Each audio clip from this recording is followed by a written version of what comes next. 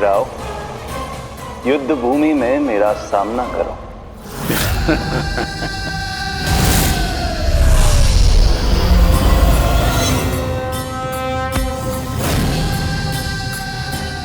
ये नहीं जानते कि इनसे ना हारने का वरदान तो मैं पहले ही प्राप्त कर चुका हूँ, इसलिए युद्ध ठीक से आरंभ हो पाए उससे पहले ही इन्हें जीत लूंगा मैं।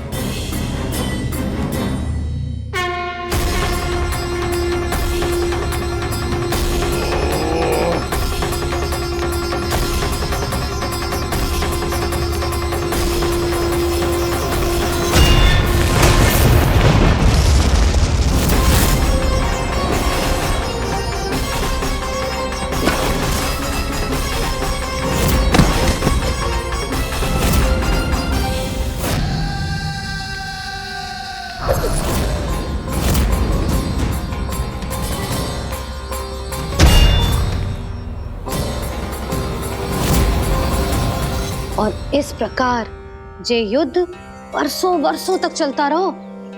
दोनों योद्धा पूरे ब्रह्मांड में अनेक अस्त्रों शस्त्रों के साथ युद्ध करते रहे।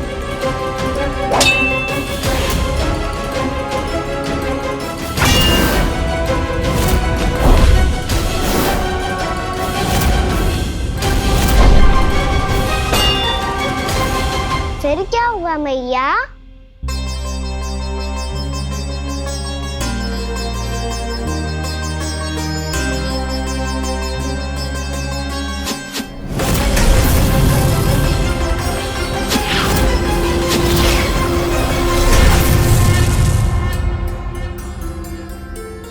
उस युद्ध को कभी समाप्त हुआ हो, पर कैसे?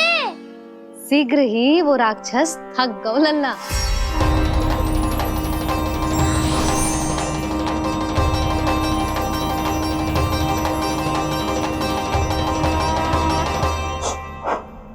खड़े खड़े देख क्या रहे हैं नारायण?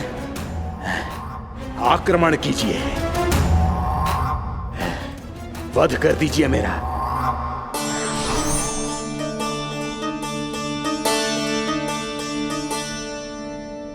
मैं तुम्हारी वीरता से प्रभावित हूं,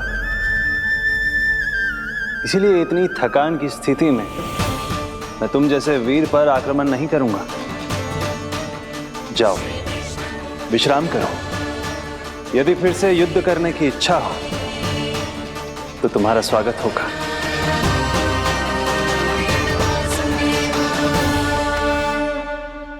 जे कह के श्री नारायण बद्रिका आश्रम चले गए और वहां हिमवत नाम की एक कंदरा में ध्यान लगा के बैठ गए। उधर वो राक्षस विश्राम करने लगो। अनेकों दिन बीत गए और अब वो राक्षस मूरा फिर से स्वस्थ होके बलवान हो गया था। उसने अपनी सारी शक्ति फिर से प्राप्त कर ली थी। श्री नारायण ने उस पर दया करी थी, पर वो फिर से श्री नारायण को छलने को तैयार होगा।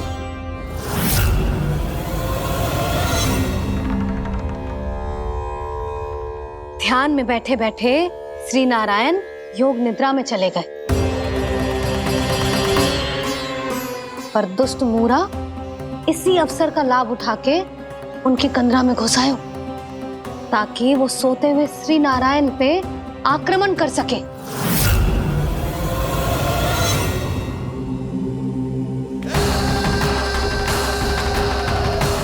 आज इस लंबे युद्ध को जीतकर अपने इस अंतिम शत्रु का भी अंत कर दूंगा मैं।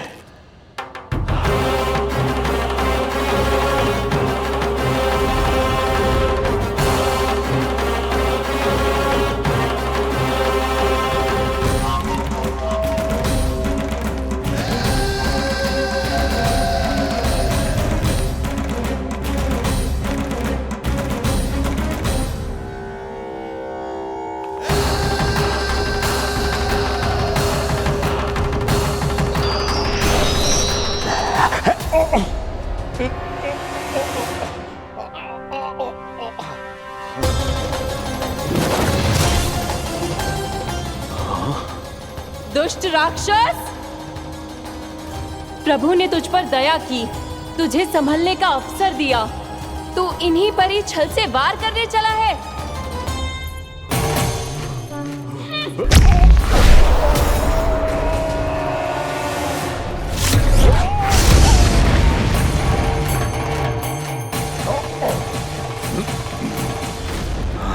मैं अजय हूँ, मुझे कोई पराजित नहीं कर सकता। ब्रह्मा का वरदान है मुझे। तूने नारायण से अपराजय होने का वरदान मांगा था मूर्ख, उनकी शक्ति से नहीं। ध्यान से देख, मैं तेरी मृत्यु हूँ, मृत्यु।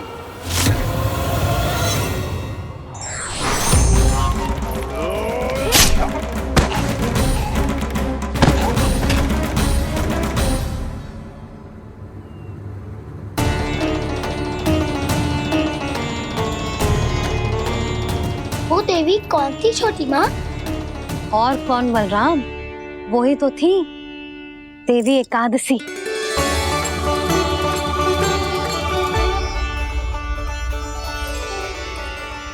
मुझे क्षमा कीजिए प्रभु, आपकी आज्ञा के बिना ही युद्ध करके आपके शत्रु को मृत्यु के घाट उतार दिया। क्षमा नहीं, आपकी तो प्रशंसा होनी चाहिए देवी। असुर राज को मारकर आपने सभी देवताओं को मुक्त करवाया है। इस पापी के अहंकार से तीनों लोकों की रक्षा की है आपने। आप एकादशी की तिथि पर मेरी एकादश इंद्रियों से उत्पन्न हुई हैं। इसीलिए मेरे सभी भक्त आपको उत्पन्न एकादशी के नाम से जानेंगे। सभी तिथियों में आपका स्थान सर्वश्रेष्ठ होगा। जिस तरह आपने राक्षस के आक्रमण से मेरी रक्षा की है, उसी प्रकार एकादशी के दिन व्रत करके जो भी भक्त आपकी कथा सुनेगा, मैं स्वयं उसकी रक्षा करूंगा। जो आपकी पूजा करेगा उसे मेरी विशेष कृपा प्राप्त होगी और उसके साथ साथ उसे मिलेगा धन, सिद्धि और मोक्ष।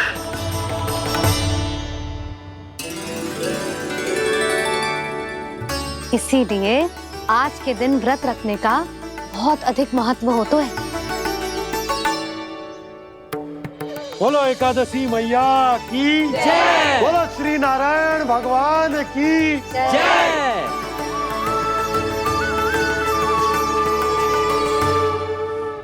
प्रभु की कृपा से एकादशी का महत्व भी पता चल गो और मेरा व्रत भी सफल हो गो। अभी नहीं भूला रहा, एकादशी का व्रत पूरी तरह तभी सफल होता है जब द्वादशी के दिन उसे पूरा किया जाता है।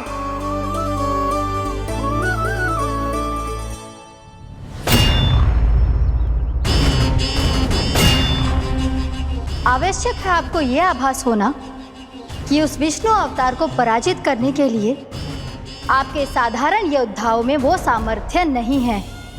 वो विष्णु अवतार कुछ अधिक ही असाधारण है।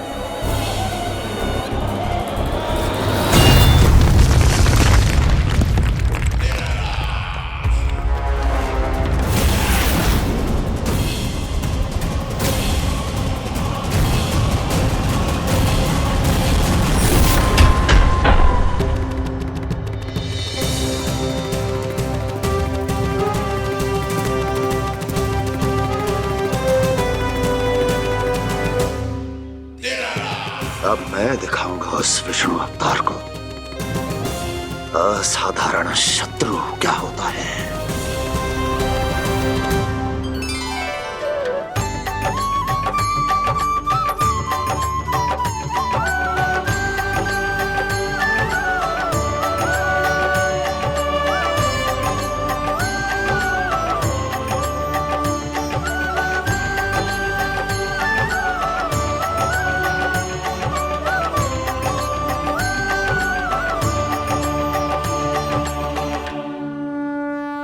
मामा अधीर हो रहे हैं, पर मैया ने मुझे अभी तक बाहर जाने की आज्ञा नहीं दी है। अभी उन्हें किसी और राक्षस को यहाँ भेजने से रोकने के लिए मुझे ही कुछ करना होगा।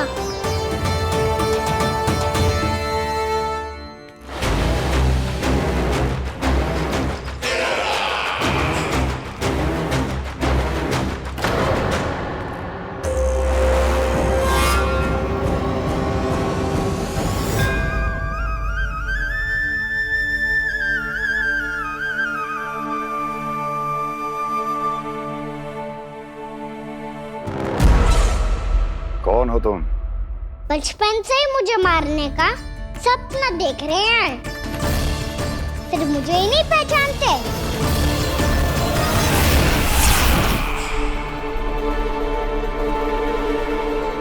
बचपन से विष्णु अवतार। कोई कान्हा बुलाता है तो कोई मुरलीधर पुकारता है, कोई माखन चोर कहता है, कोई कहता है चिच्चोर। पर विष्णु अवतार इस नाम से तो बस आप ही मुझे बुलाते हो मामा जी। इतना साहस ये तो यहाँ आ गया है।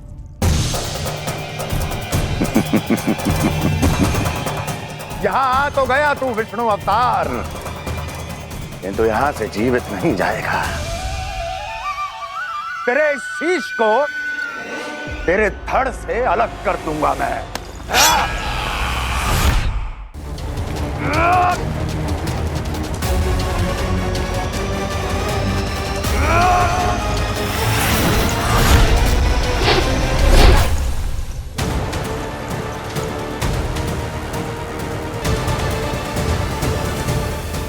कहाँ देख रहे हो मामा जी? मैं तैयार हूँ।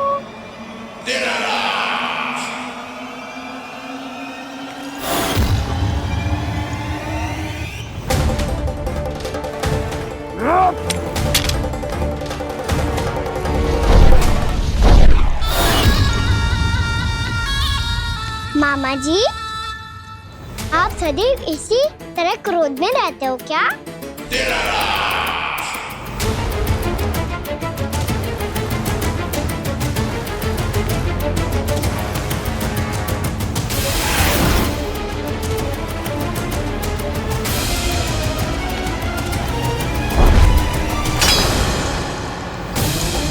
छोड़ छोड़ मेरी तलवार को।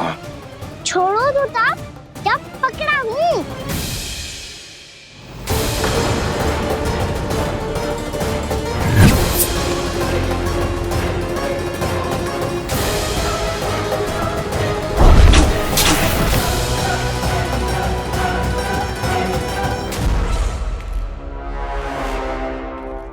मामा जी,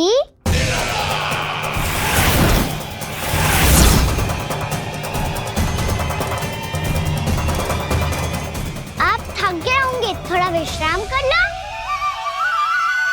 आपका तो पता नहीं, मैं अवश्य थक गया हूँ।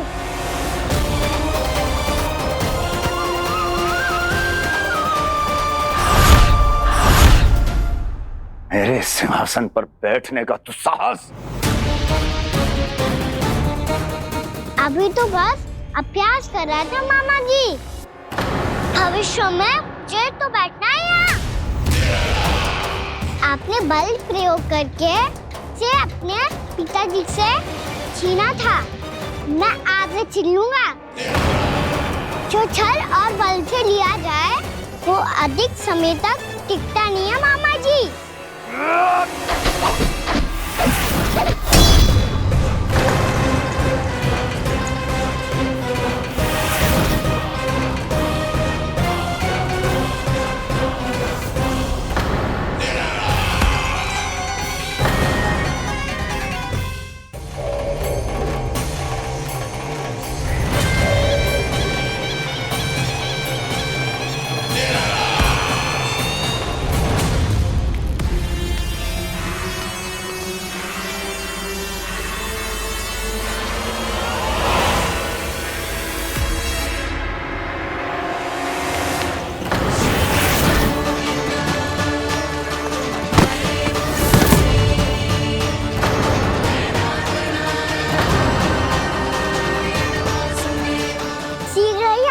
सिंहासन छोड़ना होगा।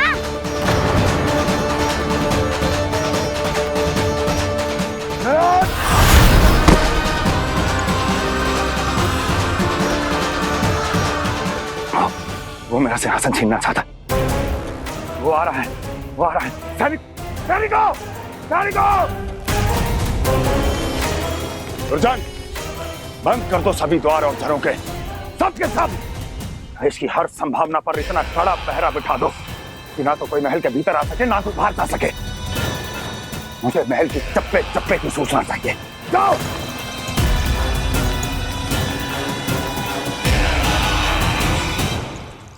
सिंहासन।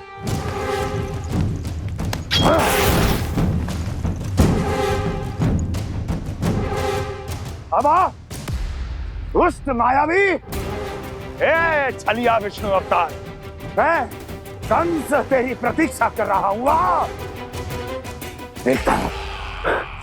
देखता हूं मेरे सिंहासन पर कैसे बैठता है तू। मुझे तो बस कुछ समय चाहिए था, वो मिल गया। अब करते रहिए आप प्रतीक्षा।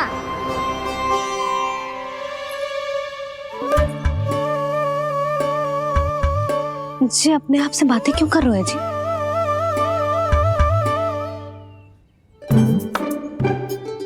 आप मुस्कुरा क्यों रहे हो? ना कछु ना। बताओ क्यों मुस्कुरा रहे हो? तुम ही पर गए जी। जब तुम व्रत करती हो तो तुम भी ऐसा ही करती हो। इसी प्रकार भूख अधिक लगने पर अपना ध्यान भटकाने के लिए स्वयं से ही बड़बड़ाती रहती। होगा। आपको तो बस मेरा उपहास उड़ाने के लिए बहाना चाहिए।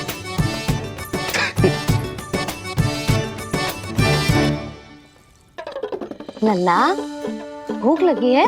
ना मैया, व्रत करे तो भूख कैसे लगेगी?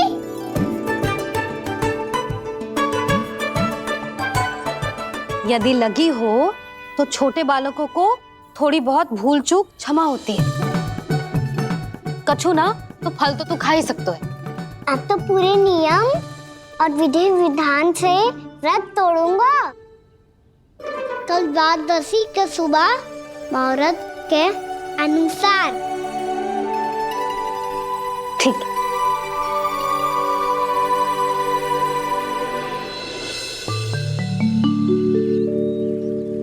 लल्ला, एकादशी समाप्त हो गई है, द्वादशी लग गई है।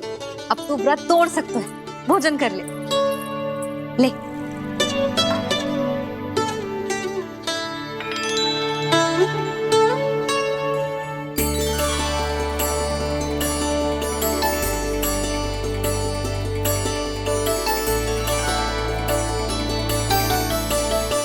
आज तो कार्य कर लीजिएगा। मैं ना चाहती कि सब गांव वाले फिर से आपका उपहास उड़ाएं। अरे, इसी क्षण कार्य आरंभ करना आवश्यक ना है। कुछ खा तो लो। कल भी पूरे दिन व्रत में रहे, अब तो कुछ खा लो। ना ना, अभी बिल्कुल भूख ना है। और हाँ भगवान, तुम्हें चिंता करने की आवश्यकता नहीं है। आज मैं किसी को भी 2 शब्द कहने का अवसर नहीं दूंगा। अरे, कुछ खाओगे पियोगे नहीं तो कैसे रहोगे?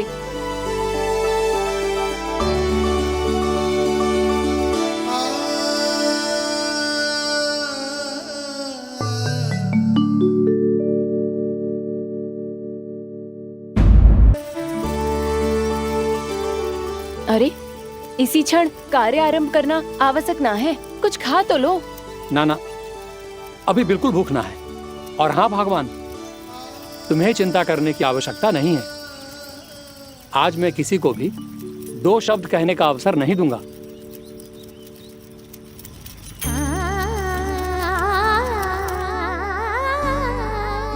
ठहर, मैं तेरे लिए मट्ठा लेके आती हूँ। व्रत के बाद पीने से पेट ठंडा रहता है। रुक।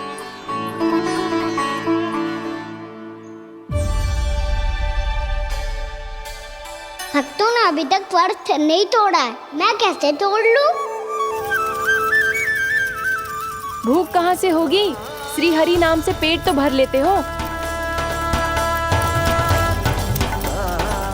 श्री हरि श्री हरि श्री हरि।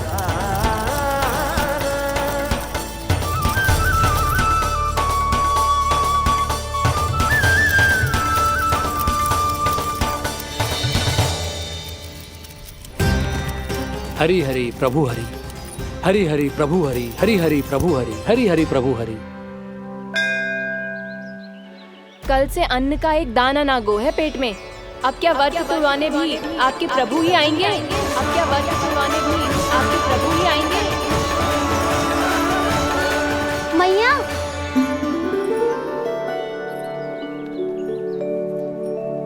मैया पहले व्रत तोड़ के कच्चू खा तो लो। अभी ना, लौट के आने के बाद। हाँ,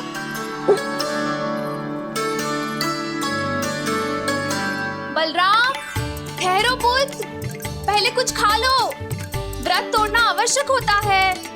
मैया ने एकादशी का महत्व बताया। लगता है मुझे सबको द्वादशी पर व्रत तोड़ने समाप्त करने का महत्व बताना होगा। हरि हरि हरि हरि हरि मेरे हरि।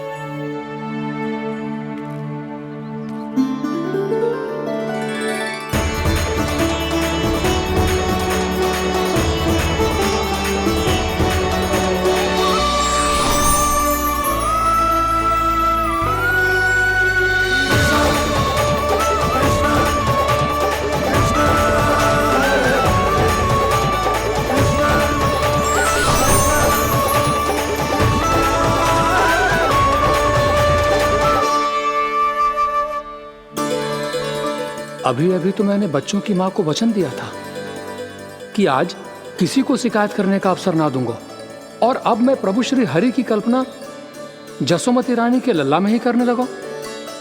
ना ना, ये ठीक ना है।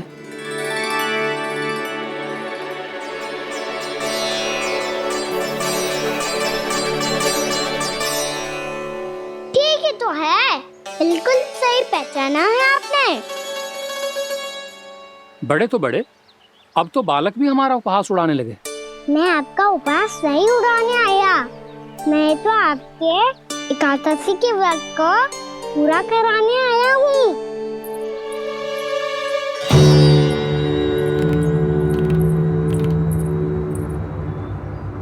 कान्हा,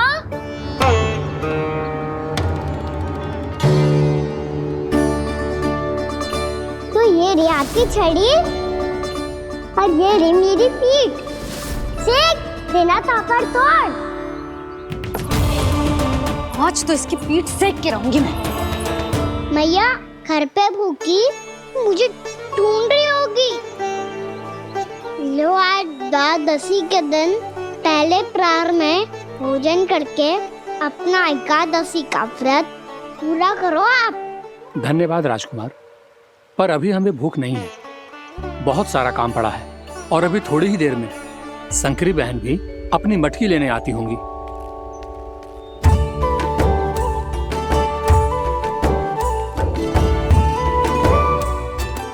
पर मैं आपका व्रत पूरा कराए बिना नहीं जा सकता।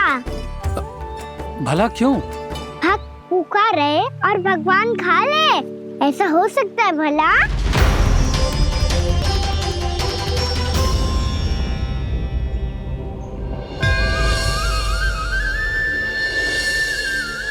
ये कैसा भ्रम हो रहा है मुझे लगता है अपना काम करना चाहिए। द्वादशी के पहले प्रहर में व्रत पूरा करना बहुत आवश्यक होता है, ना तो एकादशी का व्रत भी पूरा ना मानो जातो। इतनी सारी ज्ञान की बातें तुम्हें कैसे पता है लल्ला?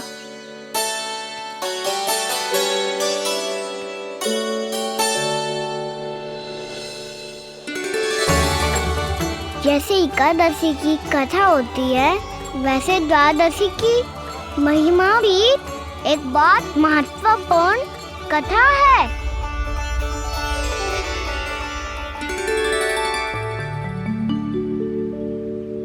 कैसी कथा?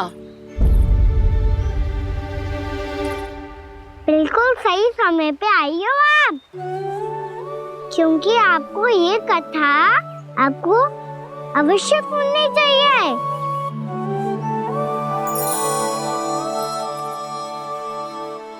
मुझे क्यों? पहले सुन तो लियो, फिर स्वयं ही पता चल जाएगा। बहुत समय पहले एक राजा हुआ करते थे, राजा अम्बरीश। भगवान श्री हरि के बहुत बड़े भक्त हैं। ओम नमो नारायणाय। ओम नमो नारायणाय।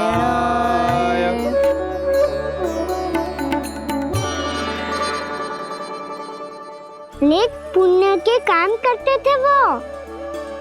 अपनी पत्नी के साथ हरि का नाम जपते रहते थे।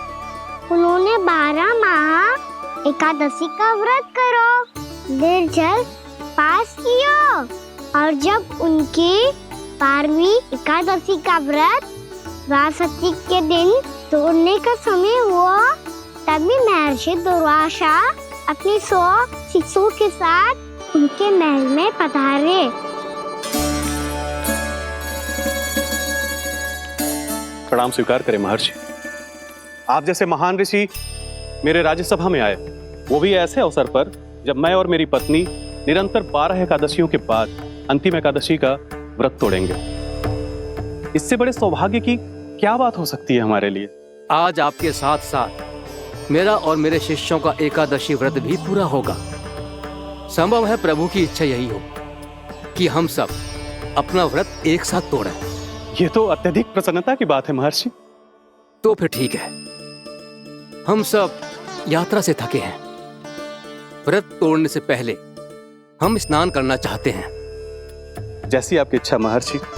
जब तक आप लोग लौटेंगे तब तक आपके सारे प्रबंध यहाँ हो चुके होंगे।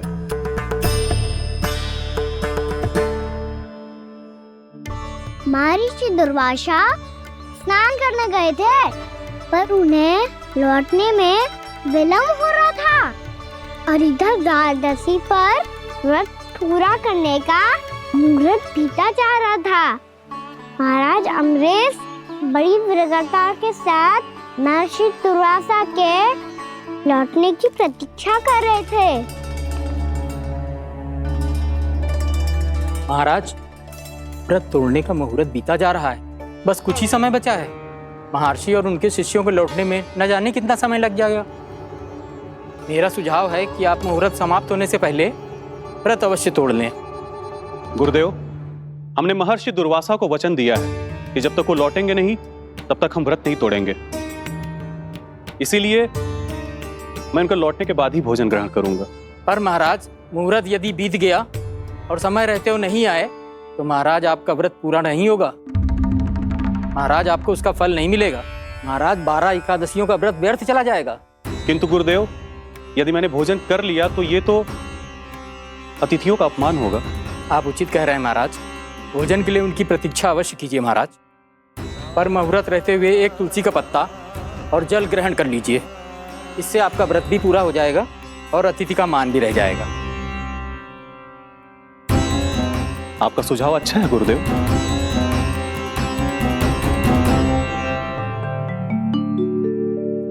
जैसे ही महाराज ने तुलसी का पत्ता खाया, वैसे ही महर्षि दुर्वासा लौट आए। महाराज,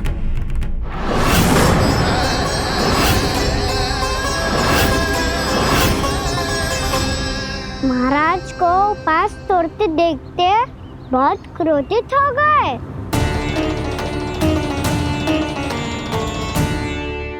बहुत बड़े भक्त हैं आप, परंतु आप ये नहीं जानते अपने अतिथियों के साथ कैसा व्यवहार करना चाहिए।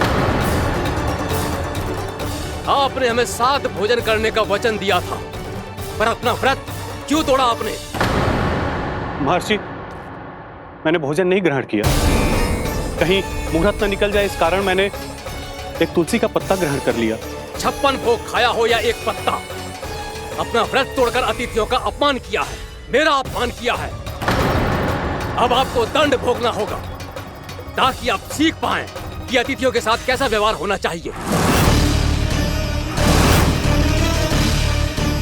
महर्षि, आप जो भी दंड मुझे देंगे मुझे स्वीकार है, किंतु आप क्रोधित मत होइए। क्रोध का कारण आपने दिया है महाराज। एक महर्षि का अपमान करके राक्षसी प्रवृत्ति का परिचय दिया है आपने। इसीलिए अब एक राक्षसी आपको दंड देगी।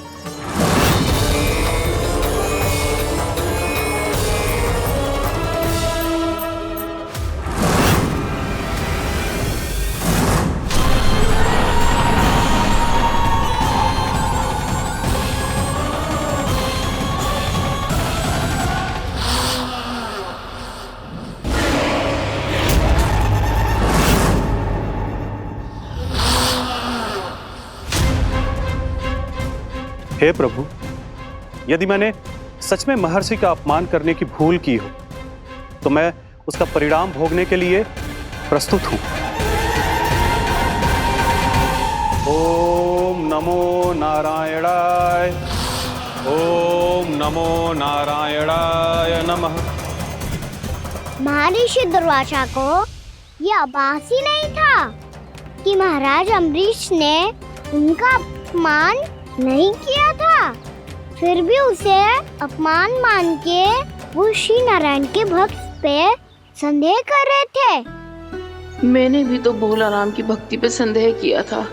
हे नारायण, ये क्या पाप हो गया मुझसे? संदेह किसी अपमान से कम ना हो तो, और भगवान सब सह सकते हैं, पर उनके प्रिय भक्तों का अपमान सहन ना कर सकते।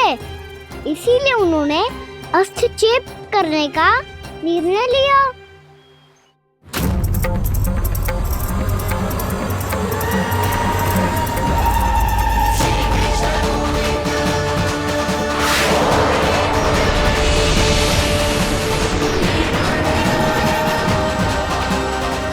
ओम नमो नारायणाय।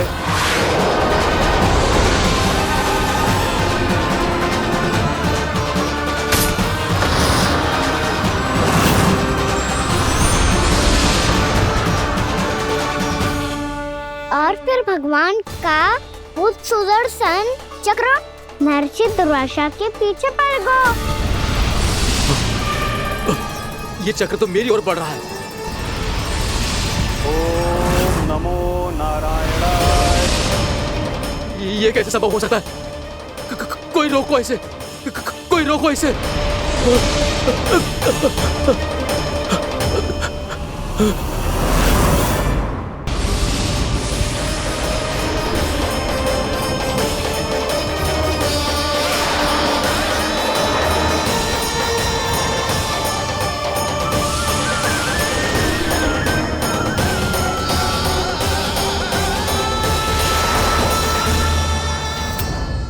चक्र से अपने प्राण कैसे तैसे बचाते बचाते महर्षि दुर्वासा ब्रह्मलोक जा पहुँचे।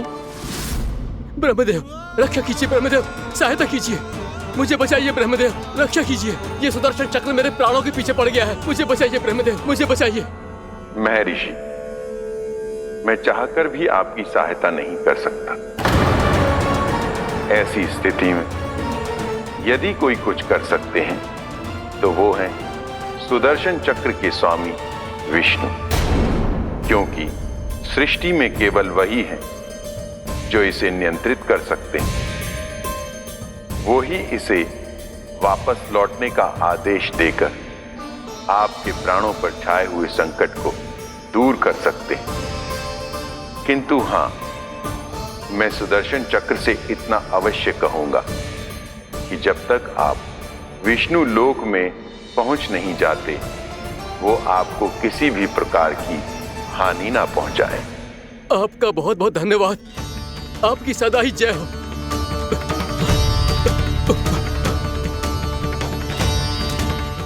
फिर क्या था? भागते भागते महर्षि दुर्वासा सीधे भगवान श्री हरि के शरण में बैकुंठ पहुंच गए। त्राहिमाम प्रभु, त्राहिमाम, मुझे बचाइए, मेरी सहायता कीजिए प्रभु, मेरी सहायता कीजिए। मैं आपके इस चक्र और ऊर्जा से नहीं भाग सकता प्रभु, कृपया करके अपने सुदर्शन को रोकिए, इसे वापस लीजिए प्रभु। यह असंभव है महर्षि। एक बार सुदर्शन चक्र मेरे हाथों से छूट जाए तो अपना उद्देश्य पूरा किए बिना, मेरे भक्तों की रक्षा किए बिना वापस नहीं लौटता। कोई तो उपाय होगा प्रभु, कृपया करके मेरे प्राण बचाइए प्रभु। मैं सुदर्शन की ऊर्जा से जलकर भस्म नहीं होना चाहता प्रभु। आप जो कहेंगे मैं करूंगा प्रभु, मेरी सहायता कीजिए प्रभु, मेरी सहायता कीजिए। मुझे नहीं लगता कि आप वो कर पाएंगे। मैं अवश्य करूंगा, मैं अपनी प्राण रक्षा के लिए कुछ भी करूंगा प्रभु। आपने मेरे भक्त राजा अम्बरीश को भक्ति का कर्तव्य निभाने के लिए अपमानित और दंडित किया है महर्षि, पर भक्त की रक्षा करना भगवान का कर्तव्य है। इसलिए यदि आप भक्त राजा अम्बरीश के पास जाकर क्षमा याचना करें और यदि वो आपको क्षमा कर दे तो ही ये चक्र आपके प्राण लिए बिना लौट सकता है। अन्यथा आप तो जानते हैं महर्षि, मेरे भक्त का अपमान मेरा अपमान। भक्त का अपमान भगवान के अपमान से कम ना हो तो है। महर्षि दुर्वासा को भी ये बात समझ आई और फिर उन्होंने महाराज अम्बरीश से क्षमा याचना की। महाराज महाराज महाराज महाराज महाराज, मुझे क्षमा करें महाराज, मुझसे बहुत बड़ी भूल हो गई महाराज, मुझसे बहुत बड़ी भूल हो गई महाराज। महर्षि, आप हमारे चरण छुए ये उचित नहीं। महाराज महाराज अम्बरीश, आप नारायण के सच्चे भक्त हैं। मैंने आपको अपमानित किया, दंडित करने का प्रयास किया महाराज। इस अपराध के लिए मुझे क्षमा कीजिए महाराज, और इस सुदर्शन चक्र से मेरे प्राण बचाइए महाराज।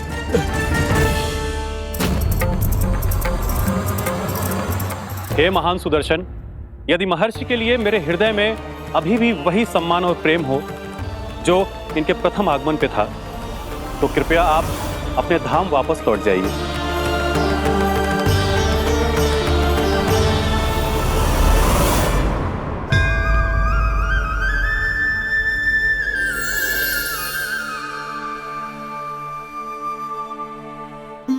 आपका बहुत बहुत धन्यवाद महाराज अम्बरीश।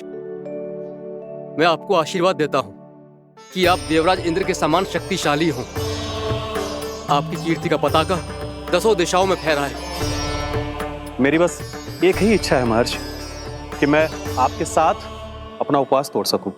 अवश्य महाराज, हम सब भोजन आपके साथ करेंगे और अपने आप को नारायण की सेवा में अर्पित करके व्रत को पूरा करेंगे, क्योंकि आज जो यहाँ हुआ है उससे सिद्ध हो चुका है कि एकादशी व्रत का फल द्वादशी की सुबह भोजन करने से ही प्राप्त होता है। इस कथा से हमें पता चलता है कि सभी को द्वादशी के सुबह भर पेट भोजन करके एकादशी का व्रत पूरा करना चाहिए। और दूसरी बात, भगवान की सच्ची भक्ति अपमान कभी ना करना चाहिए, उनके साथ सदैव प्रेम से व्यवहार करना चाहिए। यही भगवान को सबसे अधिक प्रिय है। भैया भोलाराम, मैंने भी श्री हरि पे तुम्हारे विश्वास का उपहास उड़ाया था, मुझे क्षमा कर दो। ना ना, आप क्षमा मांगकर मुझे लज्जित मत करो, आप तो मेरी बहन जैसी हैं। जब महर्षि दुर्वासा जैसे महान ऋषि को भी प्रभु के भक्त से क्षमा मांगनी पड़ी, तो मैं तो बहुत ही तुच्छ हूँ। मुझे आपकी किसी भी बात का बुरा ना लगा। पर पता है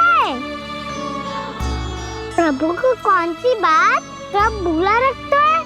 कौन सी बात? जब उनका भक्त भूखा रहे, हमें भी अपना व्रत पूरा ना करे। और जैसा कि आप सभी ने अभी कथा से सीखो है, एकादशी के व्रत को द्वादशी की सुबह अवश्य पूरा करना चाहिए। अब आप जाओ, अपना व्रत पूरा करो।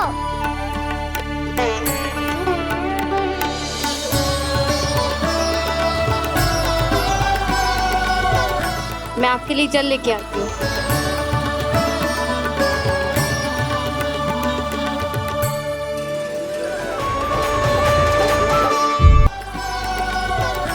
मैं आपके लिए जल लेके आती हूँ।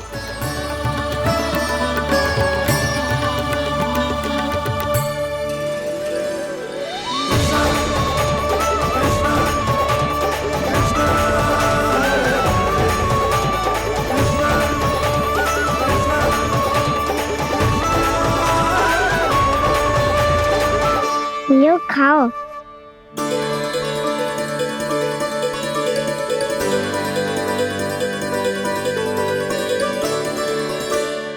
कान्हा,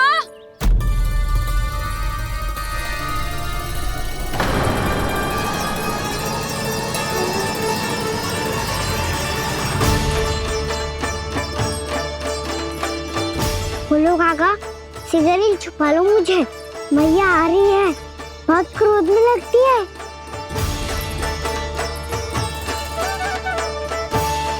आज तो बहुत दंड मिलेगा। अभी क्षण भर पहले तो ये साक्षात भगवान के रूप में बात कर रहे थे और अब अचानक ही ऐसे बालक बन गए जो मैया से दंड मिलने के भय से व्याकुल हैं। बोला काका किस सोच में पड़ गए? सिगरेट छुपा लो मुझे।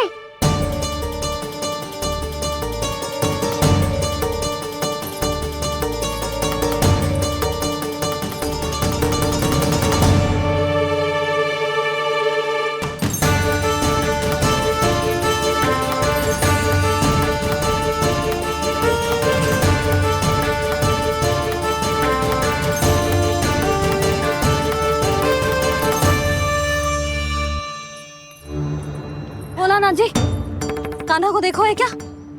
मैंने तो अपने प्रभु को देखा है।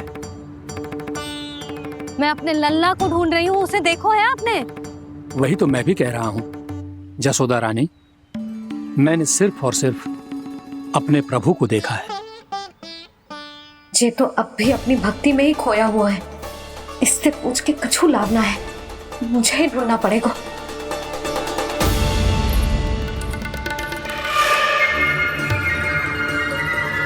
बच गए। संकरी मौसी, कान्हा को देखो है क्या कहीं?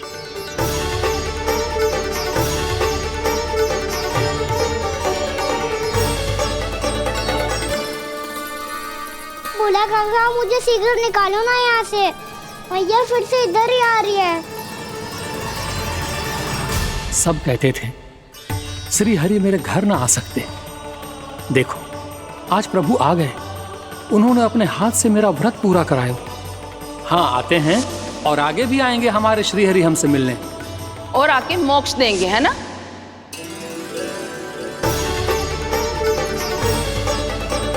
सिगरेट निकालो ना बोला काका, मैया आ रही है। मैं ना निकालूं? क्यों? मेरा अर्थ है मैं निकालूंगा, अवश्य निकालूंगा, पर तब तक नहीं निकालूंगा जब तक आप मेरी सारी बातें मान नहीं लेते हैं। कौन सी बात? प्रभु मुझे मोक्ष प्रदान कर दीजिए प्रभु। तथास्तु। ना ना ना ना प्रभु, मेरे साथ साथ मेरे परिवार को भी मोक्ष दे दीजिए। तथास्तु। अब तो निकाल दो, मैया देख लेंगी। ना प्रभु, मेरे परिवार के साथ मुझसे जुड़ी हुई हर वस्तु, जीव जंतु, प्राणी, गाय बैल भैंस, सभी को मोक्ष प्रदान कर दीजिए प्रभु। तथास्तु। प्रभु आप सच में अद्भुत हैं। मैंने जो मांगा आपने बिना सोचे समझे सब प्रदान किया। मैं ही अपनी मांगे बढ़ाता रहा। प्रभु प्रभु मुझे क्षमा कर दीजिए, प्रभु मुझे क्षमा कर दीजिए।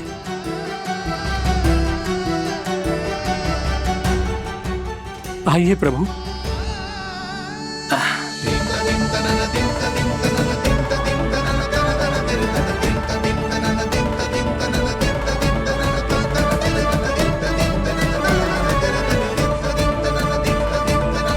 प्रभु आप तो प्रभु हो, हरि हो, भगवान हो। आप चाहते तो इस मटके से स्वयं निकलकर बाहर आ सकते थे, फिर मेरी आपने हर इच्छा क्यों पूरी की? क्योंकि मेरे भक्त की इच्छा पूरी करने में मुझे भी प्रसन्नता मिलती है। ना तो मैं अपने भक्तों का अपमान सह सकता हूँ और ना ही उनकी इच्छा अधूरी रहने दे सकता हूँ।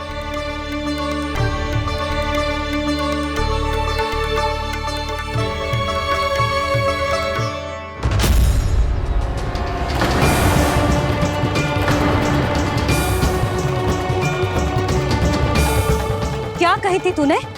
हाँ, कि तू फिर से छल ना करेगा। फिर मुझे बिना बताए घर से बाहर कैसे निकलो?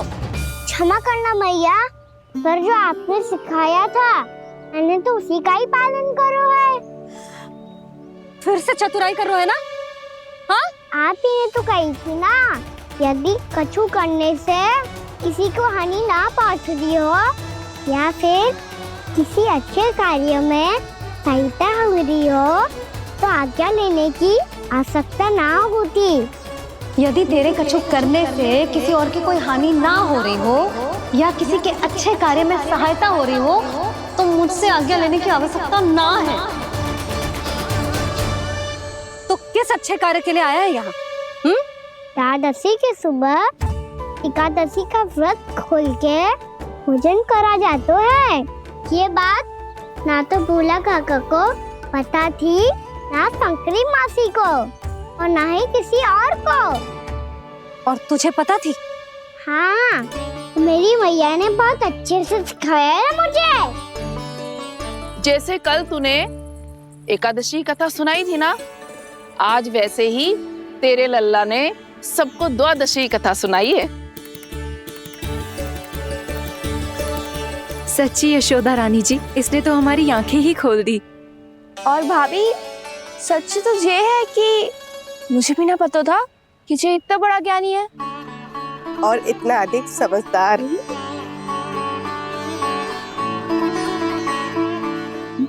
द्वादशी की कथा? वो तो मैंने इसे कभी सुना ही ना है। फिर इसे कैसे पता थी? रानी जी, जो स्वयं भगवान हैं, भला उन्हें कैसे कुछ नहीं पता होगा। मैंने तो इन्हें पहचान लिया, और हाँ, आप सब लोग भी इन्हें अपने अंतर्मन की आंखों से देखिए, हो सकता है इन्हें पहचान पाएं। ये कोई और नहीं है, श्री नारायण है, मेरे श्री हरि, मेरे प्रभु। जय श्री हरि।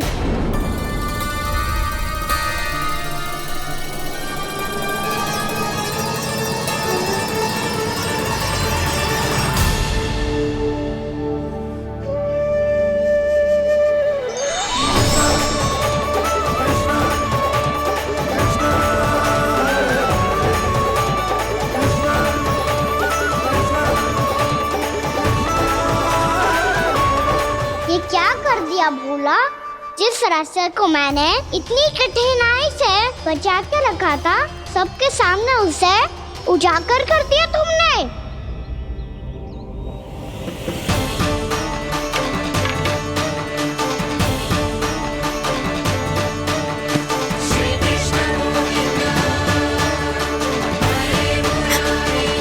नारायण, नारायण, श्री नारायण।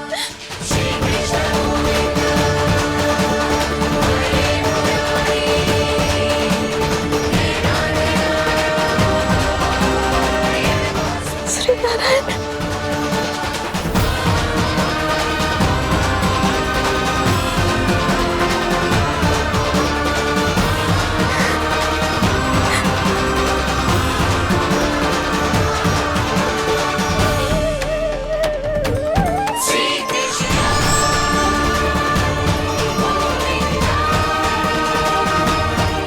श्री नारायण प्रभु।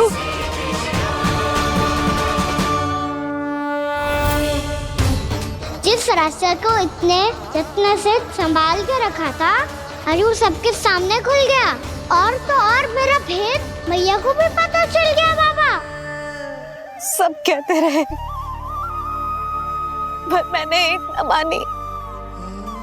सबने कही थी कि आप भगवान हैं, पर मैं मूर्ख आपको पहचान ही ना पाई। कितनी अभागी हूं मैं।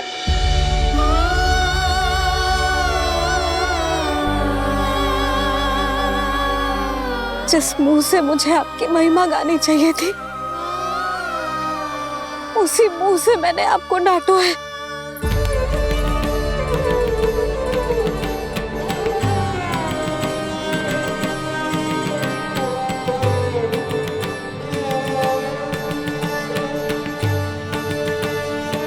जिन हाथों से मुझे आपके चरण छूने चाहिए थे, उन हाथों से मैंने आपके कान पकड़े।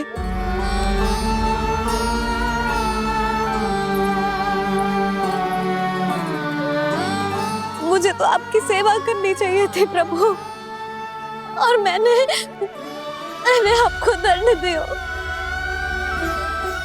आपको घर से बांध दियो।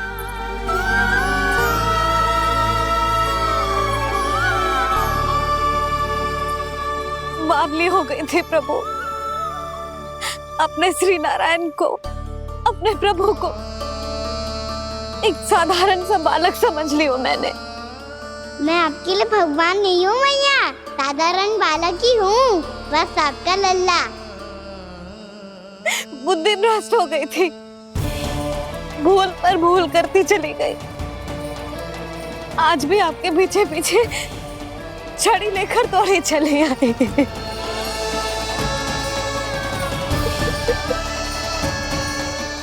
अपने आप को दोष मत दो मैया, आपके इस ममता के लिए तो जन्म लिया है मैंने। हमारा मन बदलने मत दो, मेरे लिए वही पुरानी मैया बनी रहो आप, और मुझे रहने दो आपका वही नटखट लल्ला। मुझे क्षमा कर दो प्रभु, मुझे क्षमा कर दो। बाबा ये कैसा अंत हो गया आज? मैया तो मुझे भगवान मानने लगी, पर मैं इसे स्वीकार नहीं कर सकता। अभी नहीं बाबा, इतनी शीघ्र नहीं। आप ऐसे खड़े क्यों बाबा? कुछ ऐसा करो ना कि मैया फिर से मेरे मैया बन जाए। उनकी दृष्टि में भक्ति नहीं, ममता चाहिए मुझे। कान्हा, मेरे सामर्थ्य में हो तो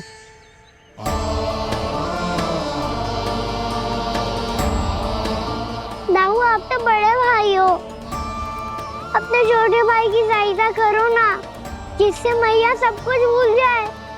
मैं क्या कर सकता हूँ कान्हा? कोई तो सहायता करो मेरी।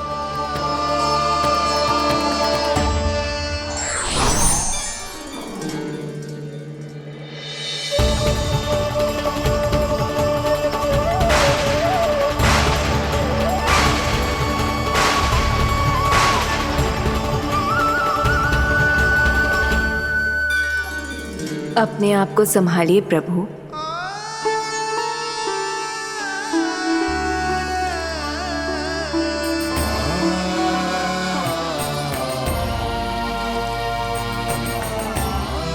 देखो ये क्या हो गया, भैया को सब पता चल गया। अभी तो मुझे मैया की ममता का शौक पूरी तरह हिला ही नहीं था। योग माया,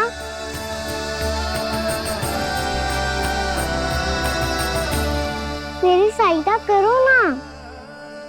कितनी अद्भुत है ममता की शक्ति।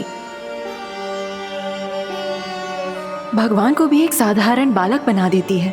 बालक की बना रहना चाहता हूँ मैं, नहीं चाहता दिव्य होना, नहीं चाहता भगवान बनना। बस मैया की गोद में रहकर ममता की रस से सेम को भी घनो चाहता हूँ। इनकी डांट फटकार का सुख पाना चाहता हूँ। कुछ भी करे योग माया, पर इन सबको भुला दो मेरा सत्य।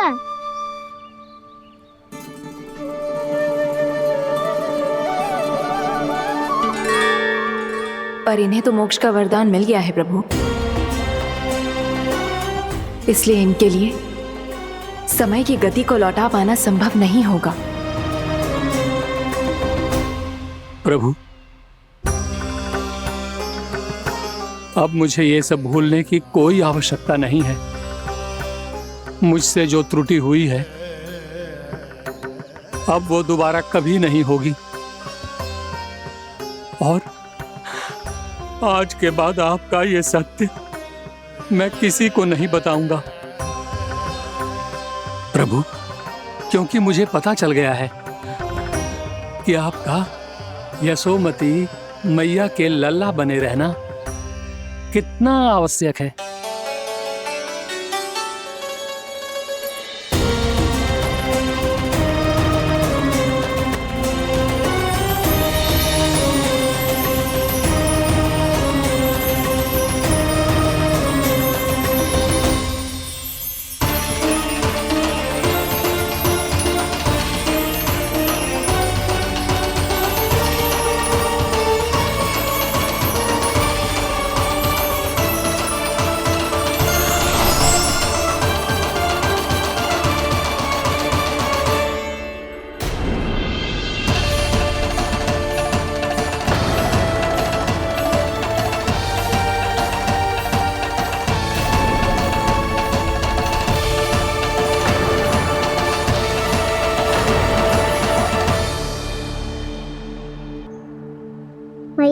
छड़ी। पहले चुपके से भाग जातो है, फिर स्वयं ही छड़ी भी पकड़ा रो है? नटखट कहीं का। हंसी आ रही है? अरे किस बात पे इतनी हंसी आ रही है रे? हाँ?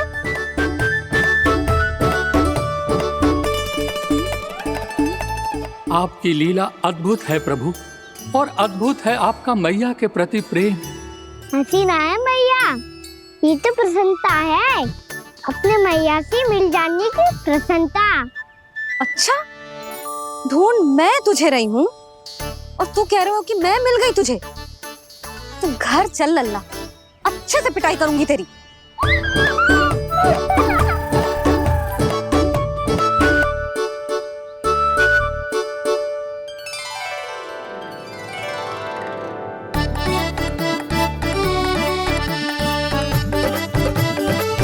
जब पिटाई से गाल लाल होंगे ना तेरे, तब हंसी बंद होगी तेरी। चल।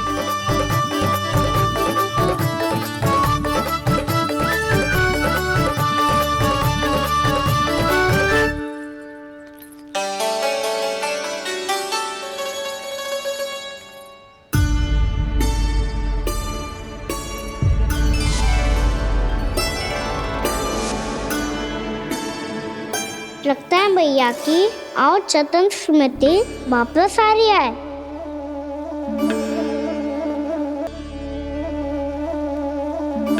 यशोदा, क्या होगो? ना कछु ना। आपको बताऊंगी तो और हंसेंगे मुझ पे। बोल दो, मैं उपास ना उड़ाऊं, सच्ची। देखो देखो इसे कैसे हंस रहा है। मेरे हाथ में छड़ी है, मैया क्रोधित है, पर जे तनिक में बहना लग रहा है इसे। हाँ, हंसे जा रहा है।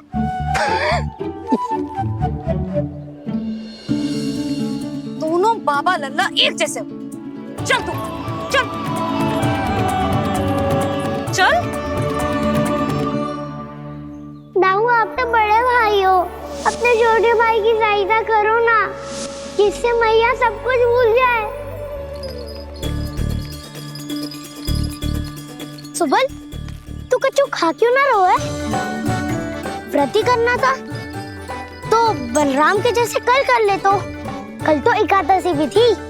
कान्हा के बिना कछु करने का मेरा मन ही ना कर। तो बात तो सच्ची है, उसके बिना गोचारण भी ऐसा लगता है जैसे कितना भारी कार्य है, व्यवस्था में करना पड़ता है।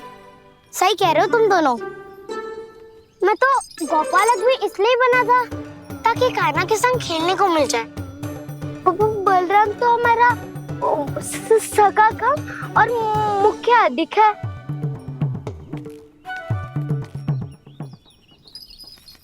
रुक जाओ, तुम सब कुछ देर विश्राम कर सकते हो।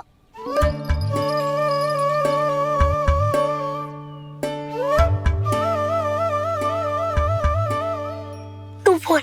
ना मैं ना बोलूंगा, तुम दोनों ही बोलो। और तुम सबका सखा पहले हूँ और टोली का मुखिया बाद में, इसलिए घबराने की आवश्यकता नहीं है। जो भी बात है बिना हिचक बता सकते हो मुझे। तो फिर कुछ ऐसा करो ना कि कान्हा फिर से हमारे साथ गोचारण करने के लिए आने लगे।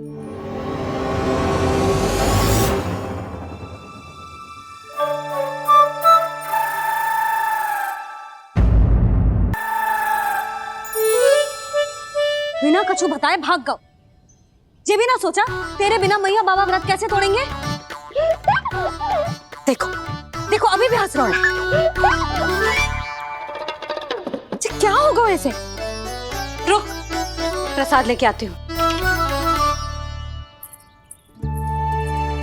क्षमा कर दो मैया, पर जैसा आपके लिए ना हूँ वैसे ही मेरे लिए मेरा भक्त, इसीलिए भोला राम का व्रत तोड़वाने जाना आवश्यक था।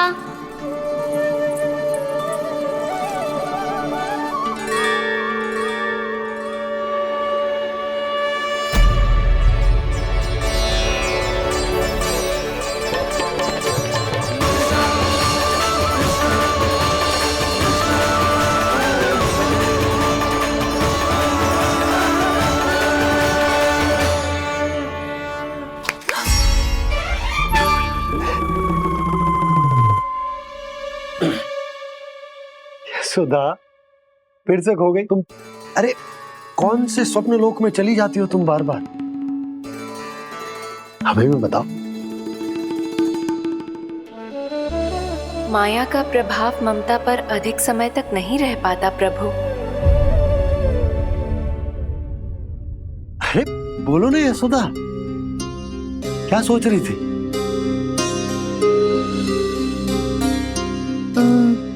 मैंने ना श्री नारायण को देखो है। हाँ तो वो तो मैं भी देख रहा हूँ, यही तो है हमारे सामने। ये वाले ना, तो मैंने साक्षात श्री नारायण को देखो है, वो भी अपने कान्हा के भीतर देखो। कान्हा के भीतर? ना मतलब कान्हा और ये दोनों आमने सामने थे। मैं कुछ समझो ना यशोदा। नारायण और कान्हा दोनों आमने सामने थे? ना, मेरे कहने का अर्थ है कि कान्हा और श्री नारायण एक दूसरे के आगे पीछे थे। अच्छा, तो मतलब श्री नारायण आगे थे और कान्हा पीछे था।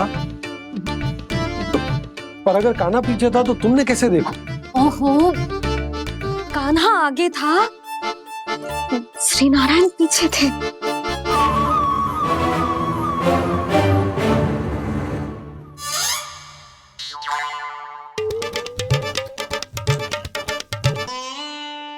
यशोदा, एक बार फिर से सोचकर बताओ कि नारायण आगे थे या कान्हा आगे था? ठीक से याद करो। बहुत बता तो रही हूँ जी, थोड़ी धुंधली धुंधली सी स्मृति है। बाबा, इससे पहले कि उनके संदेह की अग्नि स्मृति की वायु पाकर और भड़क जाए, कुछ भी करो पर बुझाओ इसे। स्वप्न देखो है तुमने? हाँ, संभव है स्वप्न ही था। पर यदि स्वप्न था तो सुबह सुबह उठते ही उसकी स्मृति क्यों ना आई? अब क्यों आ रही है उसकी स्मृति? और वो भी तब से जब से मैं भोलाराम के यहाँ से कान्हा को लेके आई हूँ। और जब मैं गई थी तो छड़ी मेरे हाथ में थी, पर फिर कान्हा ने मुझे छड़ी दी और मैं बैठी हुई थी। इस बीच कछु तो हुआ है। भैया की अचेतन स्मृति वापस आ रही है। अब मुझे ही कुछ करना होगा। मुझे लगता है जी, जब मैं वहाँ गई ना, भैया व्रत पूरा करने का सुबह मुहूर्त निकल जाएगा और अब तो भूख भी बहुत तीव्र लग रही है। हे नारायण, मैं तो भूल ही गई कि लल्ला भी तो कल से भूखा है।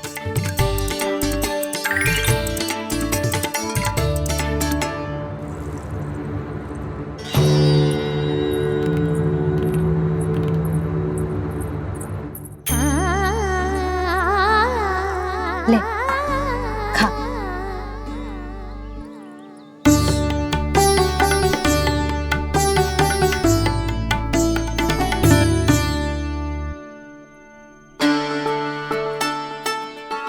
संतान की चिंता में सब कुछ भुला दे, ऐसी ही होती है ममता।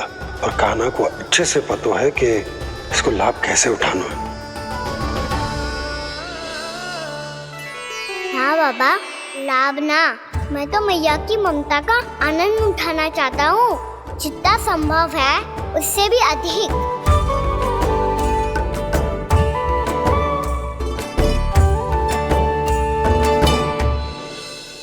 बलराम, कान्हा को फिर से गौचारण आने के लिए केवल तू ही मना सकते है। तुम्हें ही वो क्षमता है, हमारी टोली के मुख्य गोपालक जो हो तुम। हाँ, और कान्हा के दाव भी तो हो तुम। हाँ, वो तुमको मना ना कर पाएगा। तुझे छोटा होने के नाते तुम्हारे आदेश का पालन तो करना ही चाहिए काना को। चिंता मत करो सखा, मैं कछु कहूँ और काना ना माने ये तो संभव ही ना है।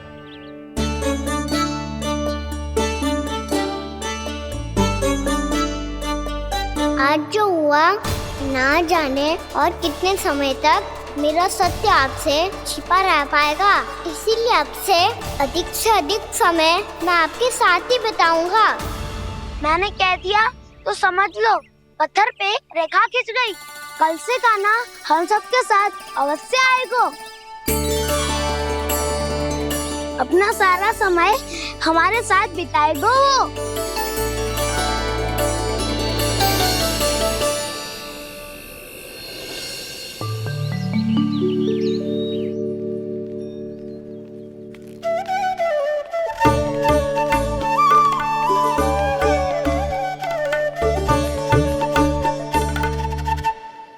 अभी तक तैयार नहीं हुए? तैयार? गौचारण के लिए चलना है ना, तुम्हें लेने आया हूँ। नाना दाऊ मैं ना चल सकता, मुझे आज्ञा ना है। वो तो माखन चोरी के लिए भी नहीं थी। उस दिन जो वक्कासुर के सामने चले गए थे तुम, तभी तो नहीं थी आज्ञा। इसलिए आज्ञा का बहाना मत ही बनाओगा ना। बहाना नहीं दाऊ, मैं तो सच्ची कह रहा हूँ। मैया को फिर से दुखी ना कर सकते हो और हम सबको दुखी कर सकते हो तुम। आज मैं तुम्हारी एक ना सुनूंगा काना। घर पे रहते हुए कितने सप्ताह हो गए तुम्हें? तुम गोपालक हो काना, गोपालन करना तुम्हारा दायित्व है। आज तुम्हें हमारे साथ चलना ही पड़ेगा। ना दाऊ मैं ना चल पाऊंगा। बलराम, तुम तो कह रहे थे कि काना तुम्हारी हर बात मानता है, पर इसने तो बड़े भाई का अनादर कर दिया। रुक जाओ काना, सत्य बताओ, तुम छोटी माँ के कारण वन नहीं चल रहे हो या अब तुम्हें हमारे साथ रहना ही अच्छा नहीं लगता? कहीं ऐसा तो नहीं गौचारण में तुम्हारी रुचि समाप्त हो गई हो? ना दाऊ ऐसा कछु ना है, मुझे गौचारण की बात प्रिय है और आप सबका साथ भी। तो फिर वन चलने में क्या समस्या है तुम्हें? अपने दाऊ की बात मान लो और चलो चुपचाप। मैंने सबको वचन दिया है कि तुम हम सबके साथ चलोगे। पर दाऊ मैंने भैया को भी वचन दिया है कि मैं नहीं जाऊंगा। इसका अर्थ है कि मेरे वचन का कोई मूल नहीं है। मैं तुमसे बड़ा हूँ काना, तुम्हें मेरी आज्ञा माननी चाहिए। मुझे भी तो वचन दिया था तुमने। दाऊ आप समझ क्यों आ रहे? मैंने कहा ना मैं नहीं जा सकता। रुक जाओ काना।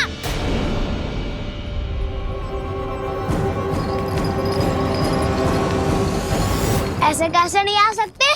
मैंने बल्कि हम सब ने तुम्हारी हर शरारत में तुम्हारा साथ दिया है, चाहे माखन चोरी हो या गौचारण। और अब तुम अपने दाऊ को ही पीठ दिखा के जा रहे हो। दाऊ मैं आपका बहुत सम्मान करता हूँ, पर मैंने कहा ना मैं नहीं जा सकता। मुझे मेरी मैया के साथ ही रहना है। तो फिर तुम्हारे लिए मैं यही महत्वपूर्ण है। दाऊ नहीं, सखा नहीं, गयाऊ भी नहीं। कान्हा ने तो तुम्हारी बात मानने से मना कर दिया बलराम। लग तो है सच्चो भाई ना है। जानते हो इससे क्या सिद्ध होता है कान्हा? कि तुम छोटी माँ के पुत्र नहीं हो, कि तुम छोटी माँ के पुत्र नहीं हो। दाऊ ये क्या कह रहे हो आप? और नहीं तो क्या, तुम उनके वास्तविक पुत्र होते तो अपने दाऊ की आज्ञा कभी नहीं टालते। ऐसा मत ही कहो दाऊ, मैं अपने मैया का ही लल्ला हूँ। मुझे तो लगता है छोटी माँ हाथ से ग्रह करके लाई है तुम्हें। आप ऐसा क्यों बोल रहे हो दाऊ? क्योंकि मैं वो सत्य देख रहा हूँ जो तुम नहीं देख पा रहे हो। छोटी माँ और छोटे पापा दोनों गोरे हैं और तुम अपना रंग देख लो, स्वयं विचार कर लो। जी तो मैंने भी सोचा था, बस बोला नहीं। हाँ तो क्या हुआ, मेरी त्वचा का रंग अलग है, मैं उन्हीं का ही लल्ला हूँ। बस धूप में तुम सबके साथ इतना खेला हूँ कि मेरी त्वचा का रंग बदल को है। बड़बोली बात मत ही कर कान्हा, स्वयं को बचाने के लिए हम पर दोष लगा रहे हो। सत्य तो ये है कि तेरी त्वचा सदैव से ऐसी थी कान्हा। लग तो है ये कि बलराम सही कह रहा है। इसका अर्थ है कि सस्ते में नंद काका और यशोदा काकी इसके हाथ से ग्रेप करके आए हैं। बालक हाथ में थोड़ी ना मिलता है। हमारे घर में जो बछड़ा है उसको तो मेरे बाबा हाथ से ही लाए थे, पर मुझे हाथ से कोई ना लायो है। मैं अपनी मैया का ही लल्ला हूँ, यशोमती मैया का नंदलाला ही हूँ मैं। तुम्हें वन चलना है तो चलो या फिर मत चलो, और छोटी माँ और छोटे बाबा का लल्ला होने का स्वांग करने की कोई आवश्यकता नहीं है।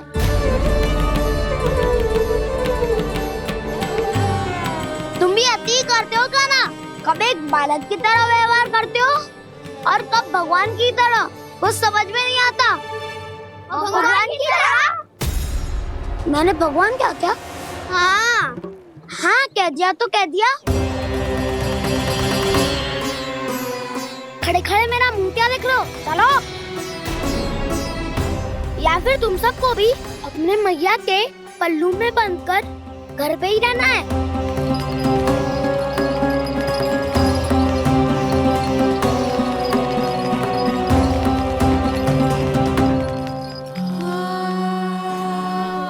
जानते हो इससे क्या सिद्ध होता है कान्हा? कि तुम छोटी माँ के पुत्र नहीं हो, कि तुम छोटी माँ के पुत्र नहीं हो।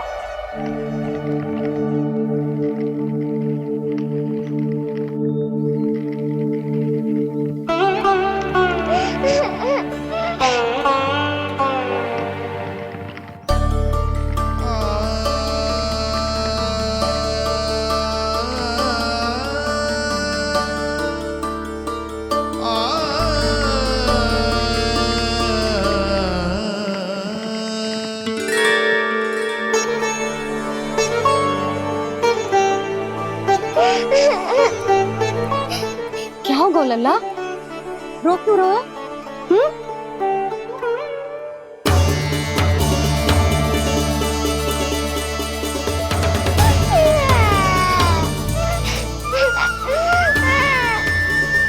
अरे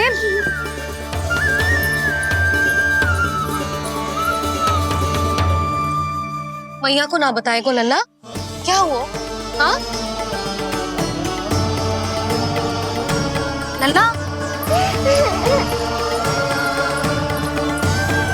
क्यों रो रहा है लल्ला? बता, किसी ने कछु कही है क्या? क्या होगा लल्ला? मैं आपका लल्ला ना हूँ।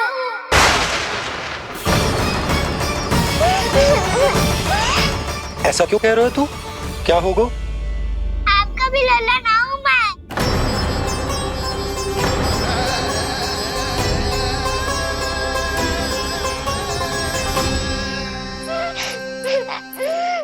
लल्ला, कान्हा, जे क्यों कह रहे हो लल्ला?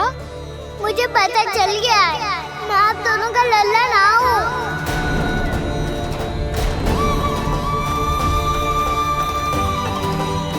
कुछ भी उल्टा सीधा बोल रहे हो, तू मेरा ही लल्ला है ना। आप मुझे हाथ से गिरा करके लाई हो।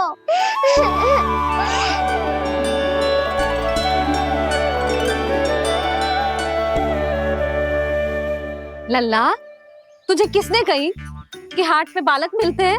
मिलते हैं, पूरी गैया का बालक भी तो हाट से ही आयो है। अच्छा, क्षण भर के लिए मान लिया कि हाट में बालक मिलते हैं, पर तुझे कैसे पता चला कि तुझे हाट से ही लेके आए? मेरा रंग देखो और फिर अपना हाथ देखो। मैं रात के अंधेरा जैसा हूँ और आप दिल की उजारी जैसी। पापा का रंग भी आप जैसा ही है, बस मैं ही बावला हूँ।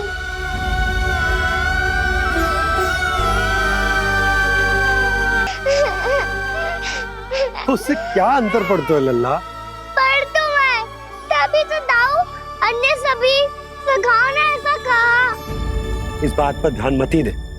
माँ की ममता और बाबा का स्नेह, इसका कोई रंग ना हो तो है लल्ला?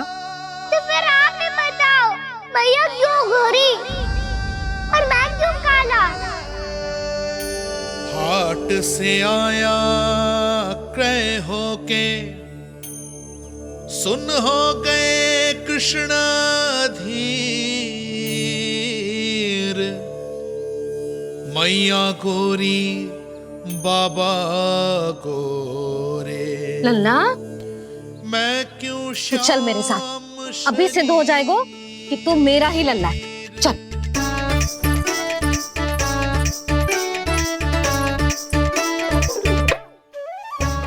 ये दोनों लल्ला और मैया का मन कछु समझ ही ना आता, कछु ना कछु उटपटांग करते ही रहते हैं दोनों।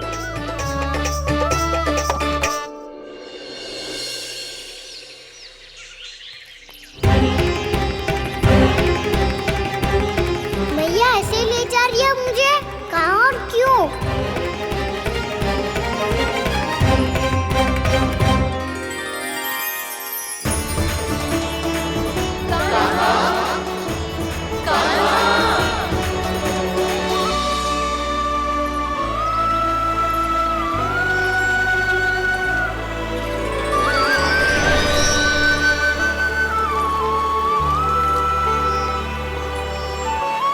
खाना आए हैं, कितने दिनों के बाद खाना आए हैं।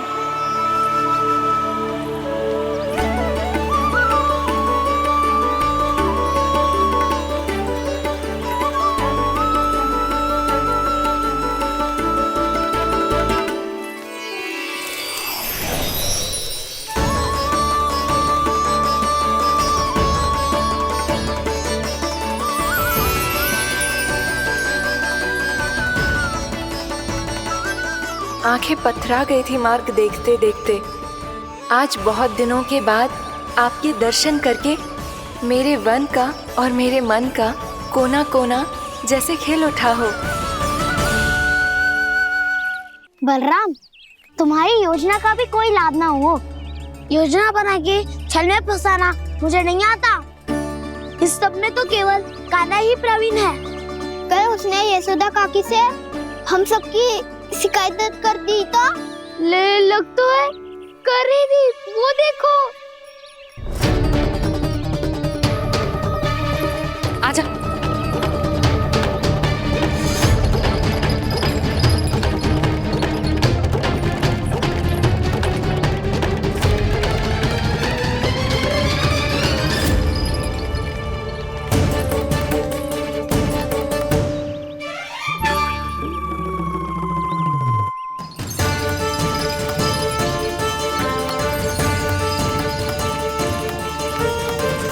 बलराम, बलराम,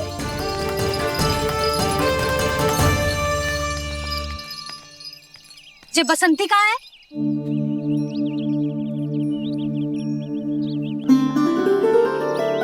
ये देख बसंती, हाँ, और उसका लल्ला वो गोपी।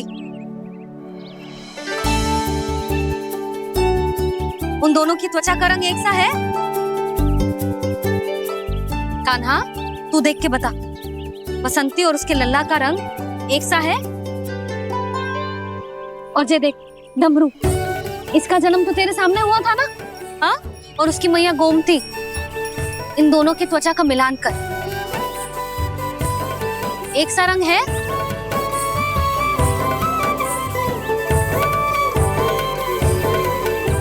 सब के सब गोपालक सामने आओ।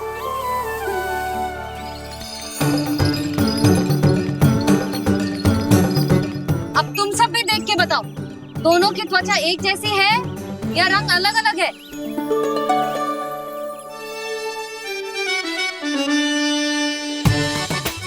अलग अलग है। श्रीदामा, तेरी गैया, ये देख सुभा, उन दोनों का रंग एक सा है कि अलग अलग? तो जब सुभा और श्यामू का रंग अलग हो सकता है, डमरू और गोमती का रंग अलग अलग हो सकता है, और जे गोपी और बसंती का रंग अलग अलग हो सकता है, तो भी जैसा मैया और लल्ला ही है ना?